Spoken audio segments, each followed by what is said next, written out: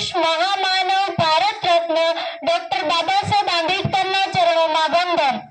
સાથે અહીં ઉપસ્થિત મહાનુભાવો, મારા પૂજ્ય ગુરુજનો અને વિદ્યાર્થી ભાઈઓ તથા બહેનો, આપ સર્વને મારા નમસ્કાર। મારું સમાજ દર્શન 3 શબ્દોમાં સમાયેલું છે: સ્વતંત્રતા, સમાનતા અને બંધુત્વતા। આ ધનુષના ટંકાર જેવા શબ્દો છે ભારતીય બંધારણમાં ઘડવૈયા ડોક્ટર બાબા સાહેબ આંબેડકરના। હા મિત્રો, મારો આજનો વિષય છે સામાજિક સમરસતાના હિમાયતી ડોક્ટર બાબા સાહેબ આંબેડકર। બાબા સાહેબનો જન્મ મહારાષ્ટ્રના રત્નાગિરી જિલ્લાના આંબવડી ગામના મહાન જ્ઞાતિના રામજી સતપાલને ત્યાં 14મી એપ્રિલ 1891ની મધ્યરાત્રિએ થયો હતો। તેઓ માતા ભીમાબાઈ અને પિતા રામજી સતપાલના 14મા સંતાન હતા। પ્રાથમિક શિક્ષણની શરૂઆત સતારા કેમ્પની સ્કૂલમાંથી શરૂ થઈ હતી।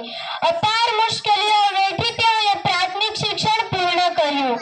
ત્યાંના એક શિક્ષક કૃષ્ણજી કેશવ આંબેડકરે આ પ્રિય બાળક ભીમને આંબેડકર સરનેમ આપ્યું। બાબા સાહેબ આંબેડકરને જાતિભેદનો અનુભવ પ્રાથમિક શિક્ષણથી જ થવા લાગ્યો, કારણ કે કોઈ વાળંદ વાળ કાપે નહીં, ધોબી કપડાં ધોવે નહીં, શિક્ષક ભણાવે નહીં, વર્ગના કાળા પાટિયા પાસે જવાય નહીં, બહાર કાગળના ટુકડા પર બેસી અભ્યાસ કરવો પડતો। આ નાનકડા ભીમના મનમાં આ વાતો સદાય ડંખ્યા કરતી કે આવું શા માટે, અને બાળપણમાં ઉઠેલો આ પ્રશ્ન જુવાનીમાં ધગધગતો લાવા બન્યો। બાબા સાહેબ દેશમાં જાતિભેદથી સતત પીડાતા રહ્યા, પણ અભ્યાસાર્થે જ્યારે વિદેશ ગયા ત્યાં જાતિવિહીન સમાજની રચના જોઈ તેઓએ પ્રતિજ્ઞા લીધી કે મારા ભારતમાં હું સામાજિક સમરસતા સ્થાપીશ। અભ્યાસ પૂર્ણ કરી ભારત પાછા ફર્યા। વડોદરામાં પ્રવેશનાર અધિકારી તરીકે તેઓએ સેવા શરૂ કરી। કેટલો પણ વિદ્વાન માણસ ભારતમાં તો અપૃષ્ટ જ હતો।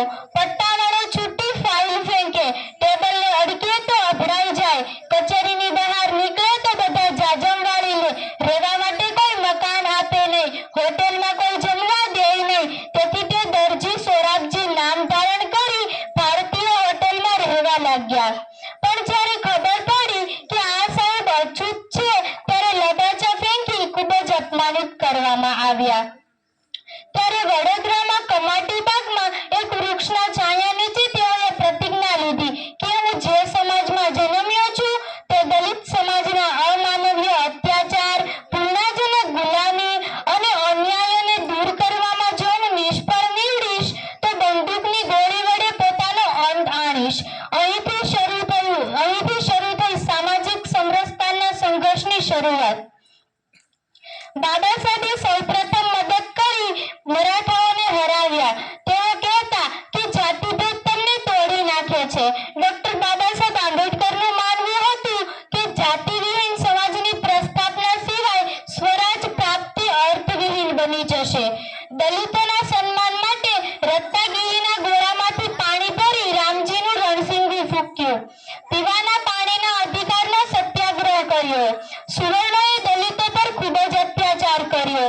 દલિતોના હક માટે ડોક્ટર બાબા સાહેબ આંબેડકર, મહાત્મા ગાંધીજી, જવાહરલાલ નહેરુ, સરદાર પટેલ આ બધા વચ્ચે વિચારી સંઘર્ષો તો રહેતા જ, પણ બાબા સાહેબની લાયકાત પ્રમાણે બંધારણની જવાબદારી તેઓને સોંપવામાં આવી।